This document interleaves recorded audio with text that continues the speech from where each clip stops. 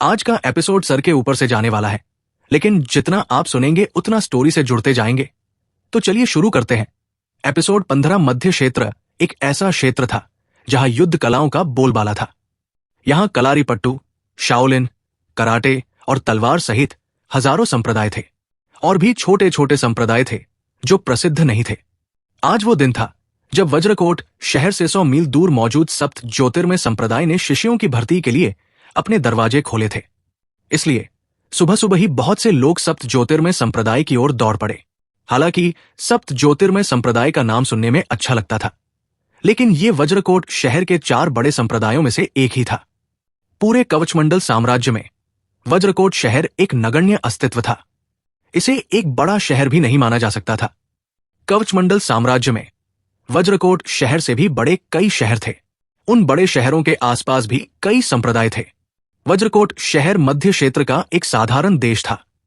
पूरे मध्य क्षेत्र में सैकड़ों छोटे बड़े देश थे। इस दुनिया का क्षेत्रफल पृथ्वी से भी बड़ा था।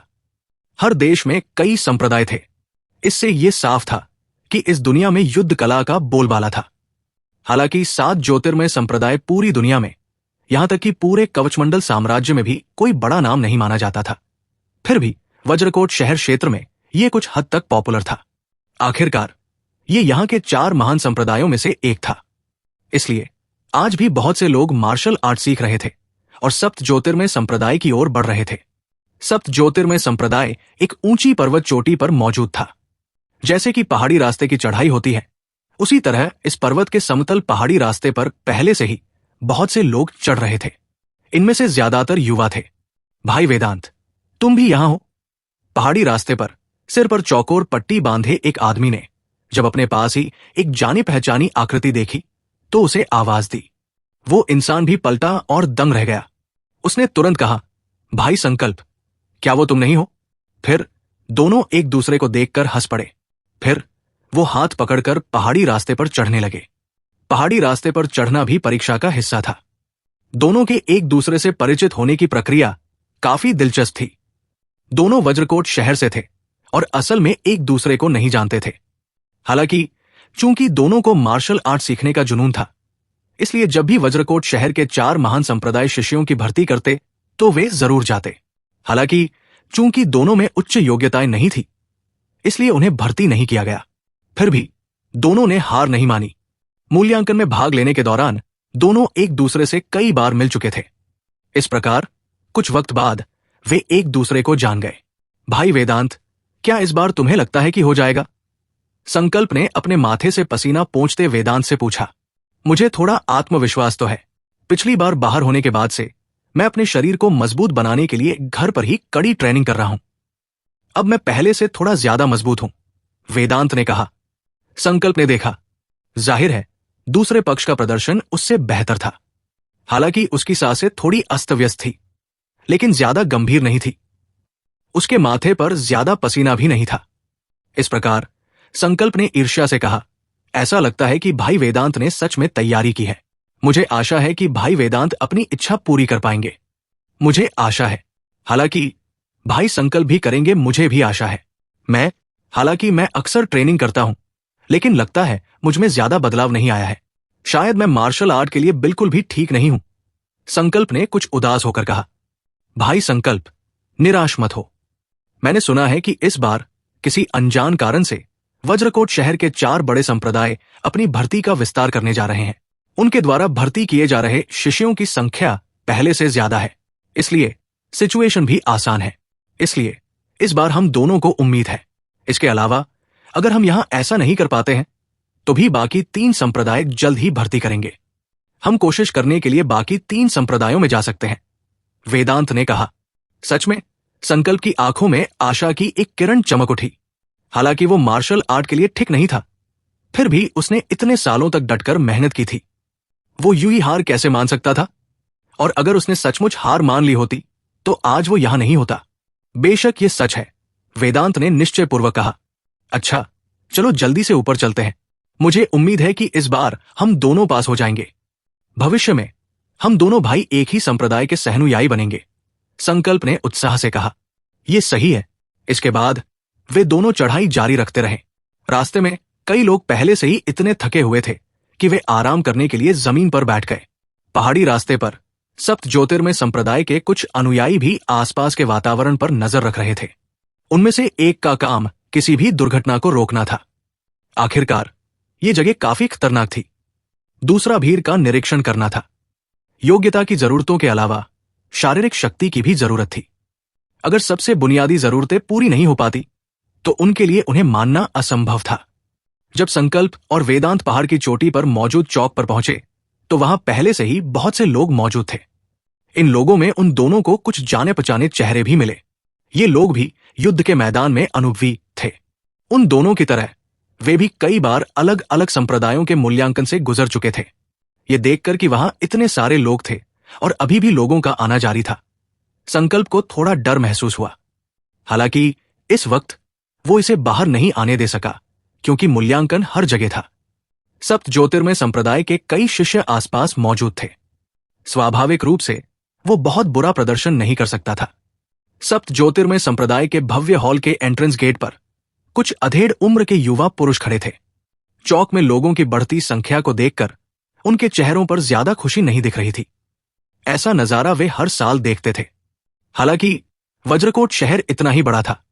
वहां 4 बड़े संप्रदाय भी थे। योग्यता वाले लोग भी गिने चुने थे। अलग अलग संप्रदायों के बीच उन पर कब्जा करने के बाद ज्यादा लोग नहीं बचे, इसलिए हर साल ऐसे लोग कम ही बचते थे जिन्हें संतोषजनक माना जा सके।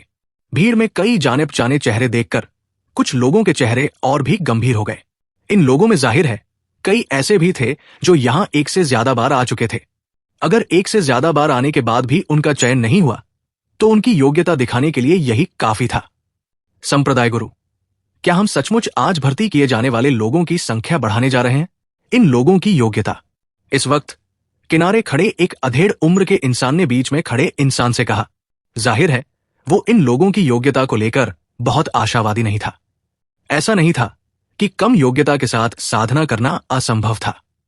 बस बात यह थी कि इसके लिए ज्यादा वक्त और ऊर्जा की जरूरत थी और आखिर में सफलता की संभावना कम थी। बीच में खड़ा बूढ़ा आदमी 50-60 साल का लग रहा था। उसके आधे बाल पहले से ही सफेद थे। हालांकि उसका हौसला बहुत अच्छा था। उसका चेहरा गुलाबी था और उस पर ज्यादा झुर्रियां नहीं थी। उसने नीचे खड़ी भीड़ की तरफ देखा और धीरे से आह भरी। उसने कहा, वो खबर तुम सब जानते ही हो, है ना? संप्रदाय प्रमुख की बातें सुनकर कई लोगों के चेहरे बदल गए। उनके चेहरे चिंता से भर गए। पहले बोलने वाले इंसान ने गहरी सांस ली। वो चिंतित था पर आशावान भी। उसने नीचे खड़े लोगों की ओर देखा, उम्मीद करते हुए कि वे कुछ बदल सकते हैं। निर्धारित वक्त पूरा होने पर परीक्षा आधिकारिक तौर पर शुरू हुई। सभी को जल्दी ही पता चल गया कि हालांकि परीक्षा पिछली परीक्षाओं जैसी ही थी, लेकिन उसकी कठिनाई काफी कम हो गई थी। ज्यादातर लोग आसानी से पास हो गए। इस वक्त संकल्प ने भी वेदांत की बातों पर विश्वास कर लिया। इस बार भर्ती की शर्तें वाकई आसान थी। हालांकि उसे कारण नहीं पता था, लेकिन दोनों ने सफलतापूर्वक परीक्षा पास कर ली थी और संप्रदाय में एंट्री पा ली थी। यही काफी था। अब से वो भी एक मार्शल आर्टिस्ट होंगे। भाई वेदांत, मुझे उम्मीद नहीं थी कि हम इस बार सचमुच पास हो जाएंगे। जब परीक्षा प्रभारी एल्डर ने परिणाम घोषित किए तो संकल्प और वेदांत भी उनमें शामिल थे। हालांकि उन्हें पहले से ही पता था कि वे पास हो गए हैं, लेकिन जब एल्डर ने आधिकारिक तौर पर इसकी घोषणा की तो वे दोनों खुशी से फूले नहीं समाये। हाँ, इस बार हम आखिरकार सफल हो गए। वेदांत भी भावुक हो गया। आखिरकार वो भी दूसरे पक्ष की तरह ही था और कई परीक्षाओं में भाग ले चुका था। इस बार चाहे जो भी कारण हो, आखिरकार उसे संप्रदाय में एंट्री मिल ही गई। नेचुरली वो काफी भावुक हो गया था। हालांकि ये तो बस शुरुआत है। हमने अभी अभी संप्रदाय में इंटर किया है। भविष्य में हम क्या हासिल कर सकते हैं, ये हमारे आगे के प्रैक्टिस पर निर्भर करेगा। हम दोनों ने शुरू में कई परीक्षाओं के बाद इंटर किया है। स्वाभाविक रूप से हमारी योग्यताएं साधारण है, इसलिए हम दोनों को भविष्य में दूसरों के कंपैरिजन में ज्यादा मुश्किल ट्रेनिंग करनी होगी। वेदांत अपने सामने मौजूद मामले से अंधा नहीं था। वो अपनी सिचुएशन को लेकर बहुत साफ था। भाई वेदांत, सही कह रहे हो। याद दिलाने पर संकल्प के भी समझ में आ गया। फिर चुने गए कई लोगों को शिष्यों द्वारा मैन हॉल में लाया गया। वहां उन्हें संप्रदाय के गुरु, प्रमुखों और संप्रदाय के कई सीनियरों का सम्मान करना था। जिन लोगों का चयन नहीं हुआ वो सिर्फ निराश होकर ही जा सकते थे। भले ही इस बार भर्ती किए गए लोगों की संख्या बढ़ा दी गई हो, फिर भी बड़ी संख्या में ऐसे लोग थे जिनका चयन नहीं हुआ। आखिरकार यहां बहुत सारे लोग थे। भले ही सप्त ज्योतिर्मय संप्रदाय अपनी भर्ती का विस्तार करना चाहता, फिर भी एक लिमिट थी। नहीं तो ये जग इतने लोगों को संभाल नहीं सकती। इसके अलावा बाकी लोगों की योग्यताएं सच में बताने लायक भी नहीं थी। वो सिर्फ हार मान सकते थे। इस वक्त सप्त ज्योतिर्लिंग संप्रदाय के सभी उच्चाधिकारी मैन भवन में इकट्ठा हुए थे। आखिरकार आज वार्षिक शिष्य भर्ती दिवस था, इसलिए जब तक उच्चाधिकारी बाहर नहीं आते, नए शिष्यों का इंपॉर्टेंस दर्शाने के लिए सभी को उपस्थित होना ही था।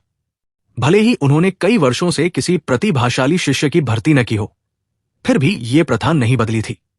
सभी लोग, आज से तुम सभी मेरे सप्त ज्योतिर्लिंग संप्रदाय के शिष्य हो। आज से सभी एक परिवार है। सभी को याद रखना चाहिए कि संप्रदाय के भीतर एक दूसरे पर आक्रमण करने की अनुमति नहीं है। जो लोग अपने निजी आंतरिक झगड़े में लिप्त है, एक बार पता चलने पर उनसे सख्ती से निपटा जाएगा। सप्त ज्योतिर्लिंग संप्रदाय के संप्रदाय गुरु महागुरु कल्पेश ने असंख्य शिष्यों की ओर देखा और ऊंची आवाज में कहा, यह देखकर कि असंख्य शिष्य आज्ञाकारी होकर सुन रहे हैं, महागुरु कल्पेश ने संतोष से सिर हिलाया। फिर उन्होंने कहा, अगली बार मैं तुम सभी के लिए एक गुरु की व्यवस्था करूंगा। हालांकि मुक्केबाजी की दुनिया में एक कहावत है, गुरु आपको द्वार तक पहुंचा सकते हैं, लेकिन साधना आपके हाथ में है। भविष्य में तुम क्या हासिल कर सकते हो, यह तुम पर ही निर्भर करेगा। भाषणों की एक श्रृंखला के बाद सभी को एक गुरु नियुक्त किया गया। बेशक चूंकि कई नए शिष्य थे, इसलिए प्रत्येक गुरु के लिए सिर्फ एक ही शिष्य को शिक्षा देना इम्पॉसिबल था। यह ठीक नहीं था। अपने गुरुओं की व्यवस्था करने के बाद सभी को उनके अपने निवास स्थान पर लाया गया। वे दिन भर यही रहेंगे। बिना अनुमति के वे पहाड़ से यूं ही नहीं जा सकते थे। संकल्प और वेदांत की किस्मत अच्छी थी। दोनों को एक ही गुरु के पास नियुक्त किया गया। भविष्य में दोनों साथ मिलकर मार्शल आर्ट का अभ्यास कर सकते थे। हालांकि उनके निवास में एंटर करने के बाद संकल्प का अच्छा मूड खत्म हो गया। ओहो, मुझे देखने दो कि ये कौन है। क्या ये हमारे वज्रकोट शहर का प्रतिभाशाली संकल्प नहीं है? ओह, तो तुम आखिरकार अंदर आ ही गए। संकल्प के घर में दाखिल होने के कुछ ही देर बाद उसके कानों में मजाक से भरी एक आवाज गूंजी। संकल्प ने सिर उठाया और एक जाने पहचाने इंसान को देखा। सूर्य प्रताप सिंह, वज्रकोट शहर के सिंह कबीले का दूसरा युवा मास्टर। उन दोनों के बीच पहले भी कुछ मतभेद हुए थे।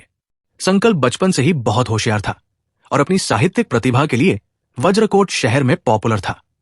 सूर्य प्रताप सिंह, जो लगभग उसी उम्र का था और प्रतिस्पर्धी स्वभाव का था, इसी वजह से उसके बारे में अच्छी धारणा नहीं रखता था। वो अक्सर जानबूझकर संकल्प के लिए चीजें मुश्किल बना देता था। हालांकि संकल्प के परिवार की सिचुएशन भी खराब नहीं थी, इसलिए वो सूर्य प्रताप सिंह से नहीं डरता था। हालांकि उन दोनों के बीच कंपैरिजन की कोई कमी नहीं थी। सटीक रूप से कहा जाए तो सूर्य प्रताप सिंह अक्सर संकल्प से कंपेयर करने की पहल करता था। जब भी वो किसी भी पहलू में संकल्प से आगे निकल जाता, वो संकल्प के सामने दिखावा करता।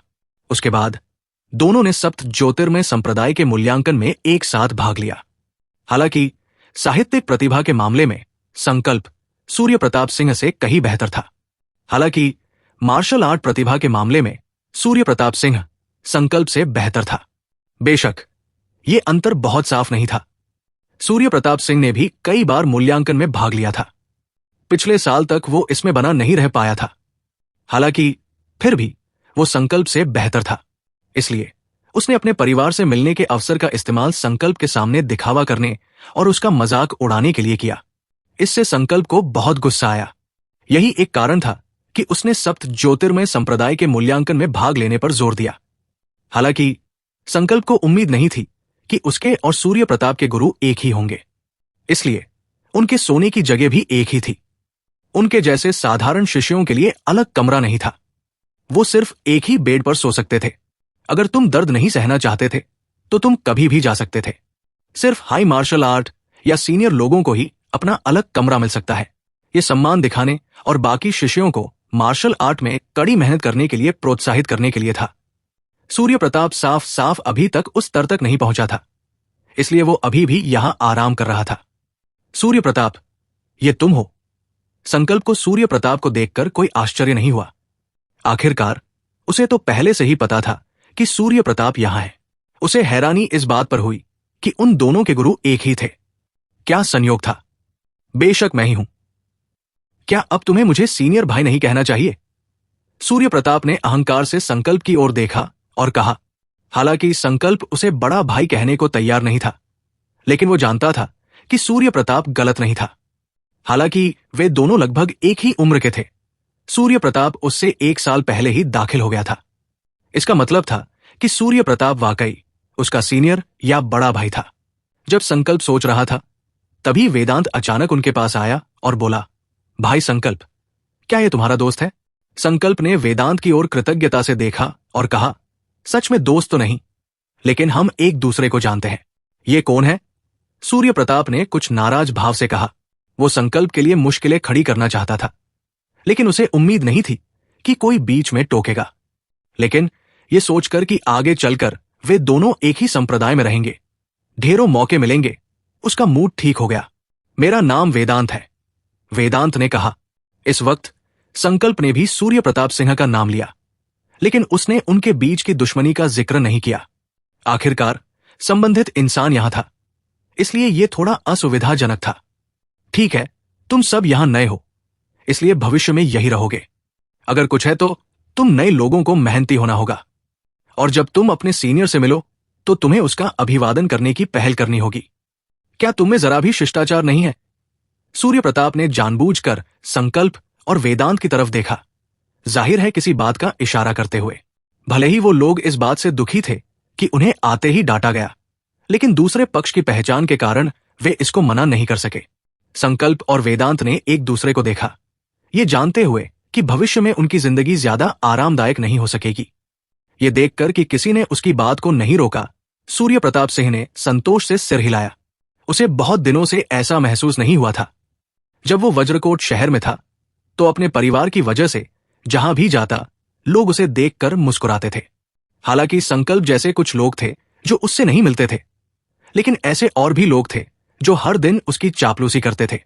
हालांकि सप्त ज्योतिर्लिंग संप्रदाय में आने के बाद सब कुछ बदल गया। उस वक्त वो मुश्किल से ही इसमें शामिल हो पाता था, और उसकी योग्यता भी औसत ही थी।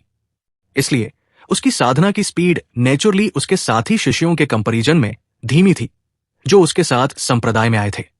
इस जगह दूसरे लोग सांसारिक दुनिया में तुम्हारी सिचुएशन की परवाह नहीं करते थे। इस जगह शक्ति ही सब कुछ थी। चूंकि उनकी शक्ति काफी नहीं थी, इसलिए उनकी चापलूसी करने वाला कोई नहीं था। ज्यादातर वक्त उन्हें दूसरों द्वारा नीची नजर से भी देखा जाता था। हालांकि आज नए लोग थे, इसलिए बात अलग थी। वो इन लोगों का सीनियर भाई था।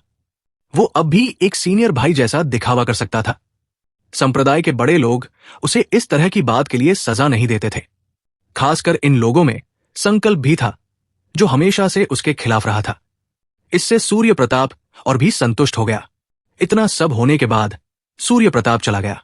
जो लोग लंबे वक्त से संप्रदाय में थे, उन्हें हर दिन मार्शल आर्ट की प्रैक्टिस करनी पड़ती थी। हालांकि नए लोगों को आज ऐसा करने की जरूरत नहीं थी। उन्हें अपने रहने की जगह को साफ सुथरा रखना था और वातावरण के अनुकूल ढलना था।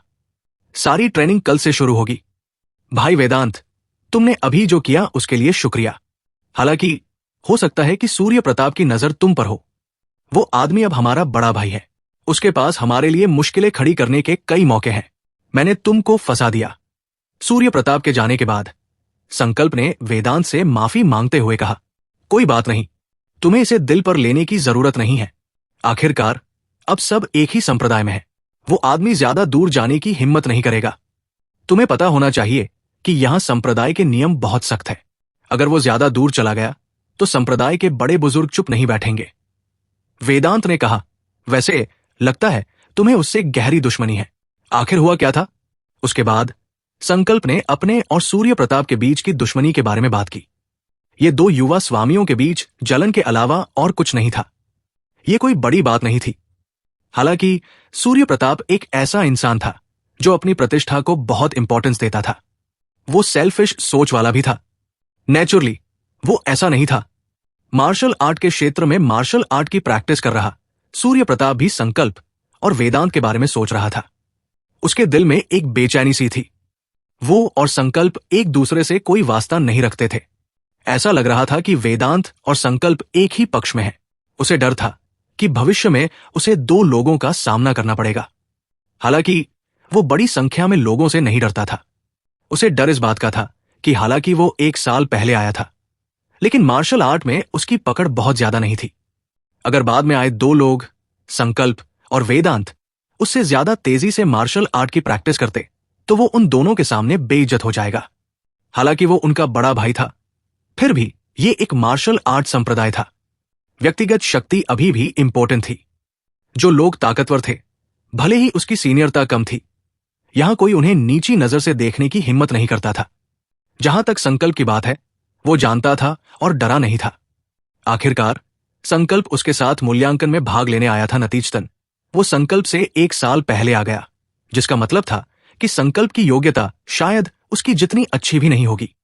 इसलिए मार्शल आर्ट की प्रैक्टिस में संकल्प की स्पीड उससे ज्यादा नहीं होनी चाहिए, इसलिए उसे चिंता करने की जरूरत नहीं थी।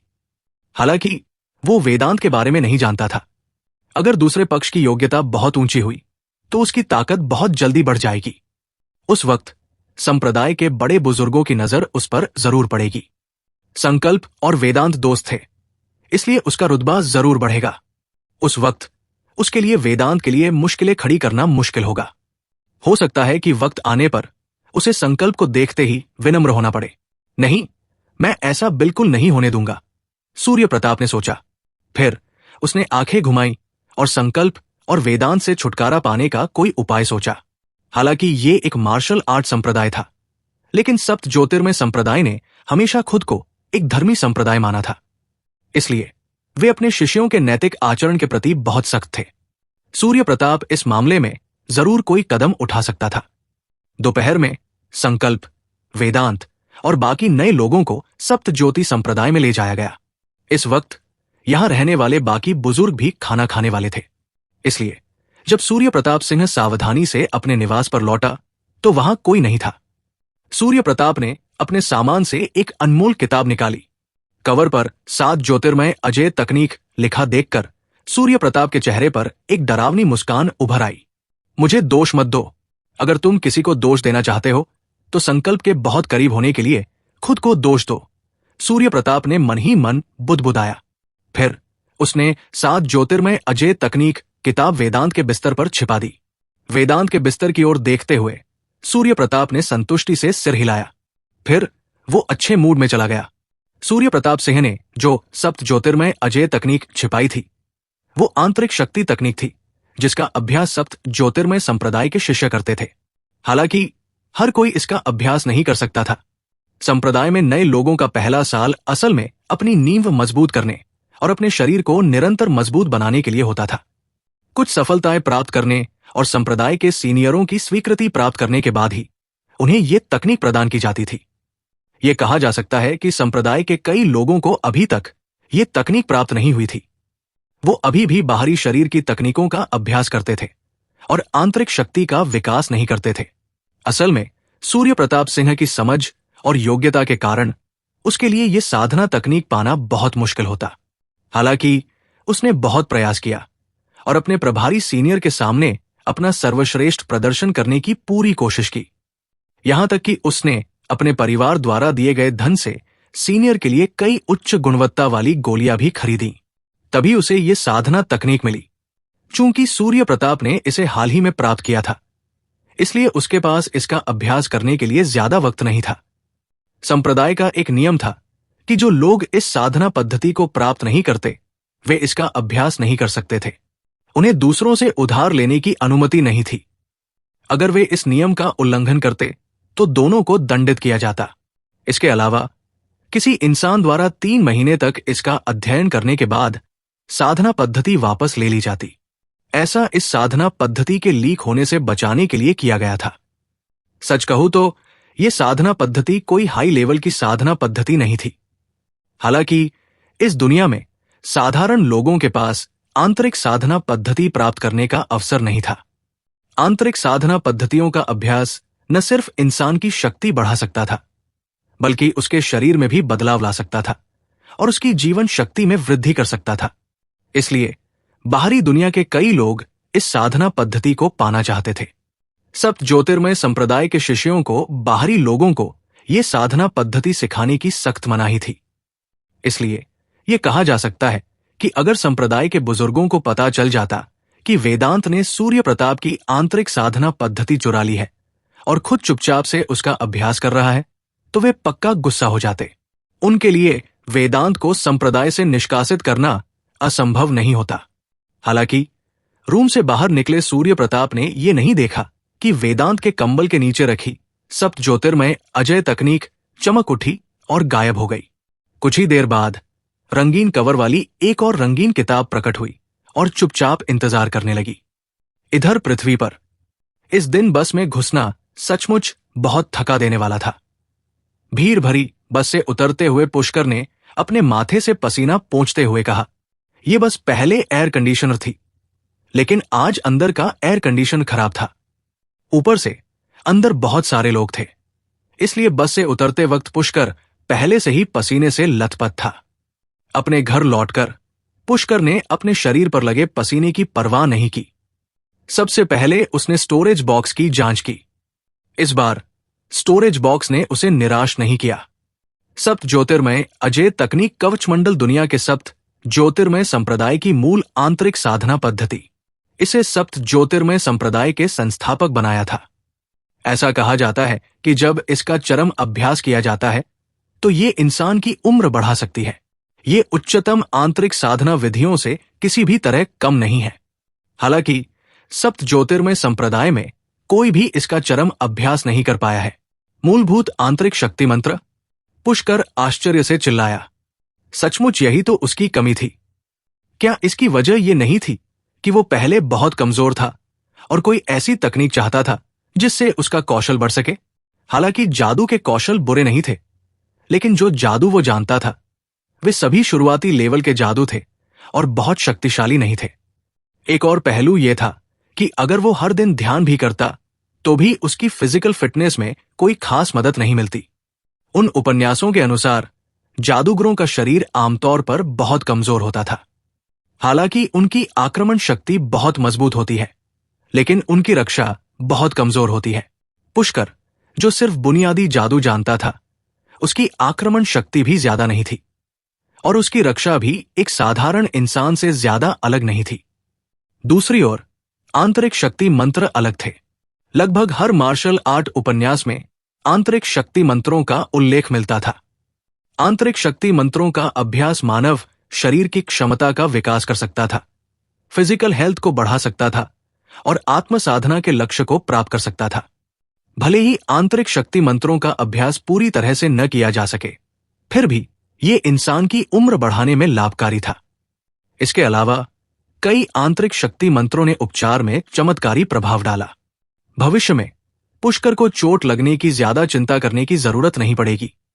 आंतरिक शक्ति मंत्र सीखने के बाद अगर वो घायल भी हो जाता तो बहुत जल्दी ठीक हो जाता। उसे हॉस्पिटल जाने की भी जरूरत नहीं पड़ेगी। आंतरिक शक्ति साधना तकनीक से पुष्कर की शक्ति भी तेजी से बढ़ सकती थी। भले ही उसे कोई खास चाल ना आती हो, बस एक साधारण मुक्का, उस मुक्के की ताकत ऐसी नहीं होगी जो कोई साधारण इंसान अपनी मुट्ठी में आंतरिक शक्ति डालकर हासिल कर सके। बेशक पुष्कर को उपन्यास पढ़ने और टीवी देखने से इन आंतरिक शक्तियों के लाभों के बारे में पता था। हालांकि किसी को नहीं पता था कि आंतरिक शक्तियों के ये लाभ हो सकते हैं या नहीं, क्योंकि असल दुनिया में ऐसा लगता था कि किसी ने भी आंतरिक शक्तियों का अभ्यास करते हुए नहीं सुना था। इसलिए पुष्कर खुद भी इस बात पर यकीन नहीं कर पा रहा था कि किताबों और टीवी पर जो कहा जा रहा था वो सच था। इसके अलावा आंतरिक शक्ति का अभ्यास करने में आमतौर पर काफी वक्त लगता था। उसे याद आया कि कई उपन्यासों में लिखा है कि अगर किसी इंसान में अच्छी योग्यता है तो उसे आंतरिक शक्ति का सफलतापूर्वक अभ्यास करने में कम से कम 5 साल लगेंगे। बेशक जो प्रतिभाशाली थे उन्हें बाहर रखा गया, जो भाग्यशाली थे उन्हें भी बाहर रखा गया। हालांकि उन्हें प्रभावों का पता नहीं था और यह भी नहीं पता था कि अभ्यास करने में कितना वक्त लगेगा। फिर भी पुष्कर आंतरिक मंत्र प्राप्त करने में सक्षम होने से बहुत खुश था। पुष्कर को और भी ज्यादा खुशी इस बात से हुई कि इन मंत्रों के शब्द असल में हिंदी अक्षरों से मिलते जुलते थे। इसके अलावा चित्र भी थे। हर चित्र में संबंधित शब्दों का एक विशिष्ट विवरण था। पुष्कर को खुद अनुमान लगाने और समझने की जरूरत नहीं पड़ी। इससे उसकी परिचितता और अभ्यास में तेजी आई। पुष्कर को यह नहीं पता था कि अगर ये आंतरिक शक्ति मंत्र सप्तज्योति संप्रदाय द्वारा नियंत्रित थे, फिर भी ये अपने आप में एक मूल मंत्र थे। ये सप्तज्योति संप्रदाय के उन शिष्यों के लिए था जिनके पास अभ्यास करने के लिए आंतरिक शक्ति नहीं थी। शब्दों के बारे में हर किसी की समझ अलग हो सकती है। इससे अभ्यास की गति प्रभावित होगी। इसलिए सप्त ज्योतिर्मय संप्रदाय प्रत्येक मंत्र का चित्रों सहित विस्तृत विवरण प्रदान करता था। दरअसल सिर्फ 7 ज्योतिर्मय संप्रदाय ही ऐसा नहीं करता था। कुछ बाकी संप्रदायों में भी मूल मंत्रों और गुप्त मंत्रों पर चित्र अंकित होते थे। उन्हें अपने शिष्यों को इन मूल मंत्रों को समझने में वक्त बर्बाद करने की जरूरत नहीं थी। उन्हें बस अपने पूर्वजों के अनुभव और समझ के अनुसार अभ्यास करने की जरूरत थी। हालांकि उन उच्च स्तरीय मंत्रों और मंत्रों में आमतौर पर केवल शब्द होते थे, कोई चित्र नहीं। ऐसा इसलिए था क्योंकि मंत्रों और मंत्रों का स्तर जितना ऊंचा होता, वे उतने ही गहन होते। हर किसी की अपनी समझ होती। अलग अलग समझ से साधना में अलग अलग परिणाम मिलते। कुछ लोग संयोगवश मंत्रों से भी ज्यादा शक्तिशाली साधना कर लेते थे। बेशक ऐसी सिचुएशन अभी भी बहुत दुर्लभ थी। पुष्कर, जिसने आंतरिक शक्ति मंत्र प्राप्त कर लिए थे, कुछ देर के लिए खाना बनाना और नहाना भूल गया। इसके बजाय उसने सीधे मंत्र लिए और अपने बिस्तर पर बैठकर मंत्रों के अनुसार अभ्यास करने की तैयारी करने लगा। जल्द ही पुष्कर को पता चला कि बैठने की मुद्रा के संदर्भ में आंतरिक शक्ति मंत्रों का अभ्यास और ध्यान एक जैसे ही है। दोनों में ही इंसान को सीधे बैठना होता है और अपने शरीर को यथासंभव आरामदायक सिचुएशन में रखने की कोशिश करनी होती है। सांस लेना भी निरंतर और लंबा होना जरूरी है, क्योंकि उनमें कई समानताएं थी। पुष्कर ने आंतरिक शक्ति का अभ्यास करने के लिए बैठने की मुद्रा को जल्दी से अपना लिया और अभ्यास करने की अवस्था में इंटर कर गया। जल्द ही पुष्कर को लगा कि उसका शरीर थोड़ा गर्म हो गया है। उसके शरीर में एक बार फिर ऑरा के निशान उभर आए। यही शुरुआती आंतरिक शक्ति थी। क्या होगा आगे जानने के लिए सुनते रहिए Pushkar the owner of box, आपके दोस्त सात्विक के साथ, सिर्फ सात्विक स्टोरीज यूट्यूब चैनल पर।